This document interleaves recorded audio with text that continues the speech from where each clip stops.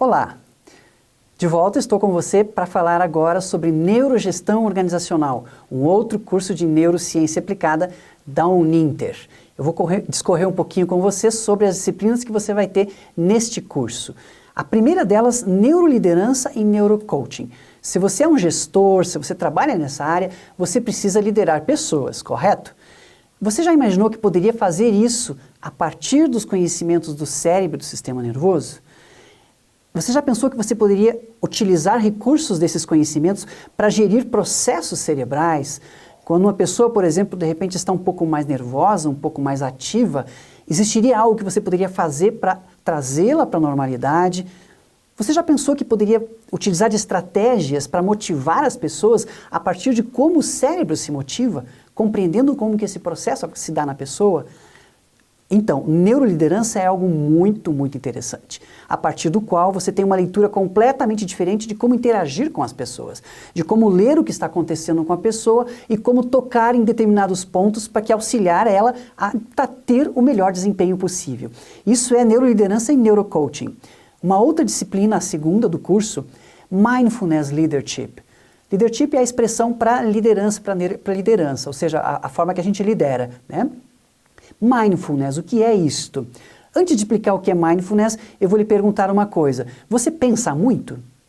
Quantos pensamentos você tem em uma hora, em um dia? De 12 a 18 mil pensamentos. Mais de um pensamento por segundo quando a gente está muito agitado. É muito pensamento, correto? Nesse monte de pensamento, a gente desfoca. Às vezes a gente perde aquilo que a gente está fazendo porque vem uma ideia, vem outra ideia. Ou seja, a nossa mente está sempre, continuamente inquieta. E a gente consegue aquietar essa mente? Tente silenciar sua mente por 5 segundos. Vou contar aqui. Conseguiu? Provavelmente não, correto? Ou seja, você não controla os seus pensamentos. Então não é você que pensa eles, são eles que te pensam. É possível fazer diferente?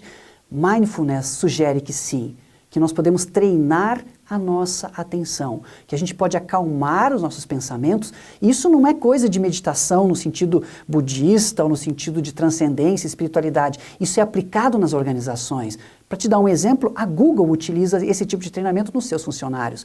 Ou seja, conhecer isso, aplicar isso para os outros e para si, modifica completamente o desempenho de uma organização. Mindfulness Leadership. Por outro lado, em todos os grupos, em todas as organizações humanas, nós temos conflitos. Neurociência aplicada à gestão de conflitos, negociação e mudança.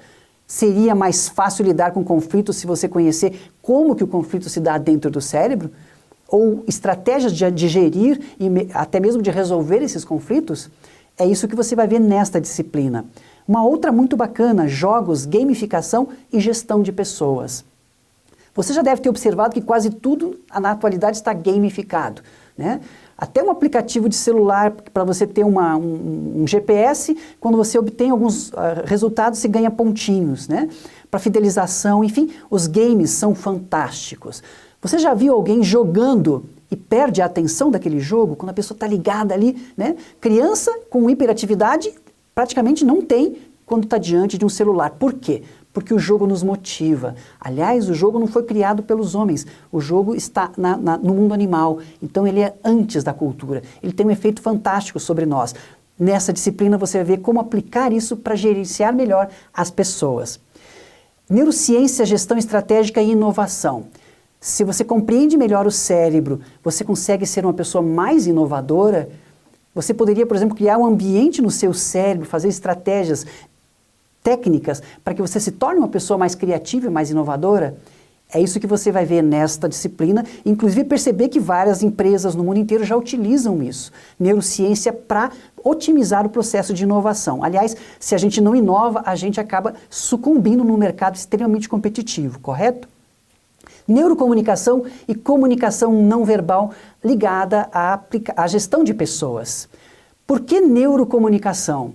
Porque a comunicação se dá através do cérebro. Você deve observar que eu estou gesticulando o tempo todo, que eu me emociono, que eu falo mais alto, que eu falo um pouquinho mais baixo.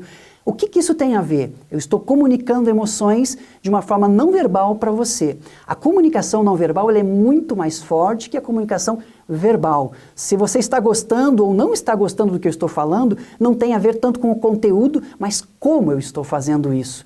E se eu estivesse diante de você, eu poderia ler o seu corpo e saber se você está gostando ou não do que eu estou falando. A partir disso, mudar o meu jeito de funcionar. É simples, funciona e a maior parte da nossa comunicação tem a ver com isso. Nessa disciplina, então, você vai observar e vai conhecer os recursos que podem ser utilizados e utilizar esses recursos, treinar isso com as pessoas. Naturalmente que se comunicando melhor, a comunicação é tanto o aspecto que mais impulsiona a empresa como a fonte de confusões entre as pessoas. Às vezes a pessoa diz, entendi, sai dali e faz outra coisa bem diferente, né? Compreender e utilizar isso para a comunicação torna o processo todo muito mais eficaz, eficiente e eficaz. Muito bem, eu falei um pouquinho então do curso de Neurogestão Organizacional, um curso de neurociência aplicada da Uninter. Volto a dizer, uma tendência do mercado completamente inovadora que está chegando no Brasil. Se você quer se atualizar, quer sair na frente, faça esse curso com a gente.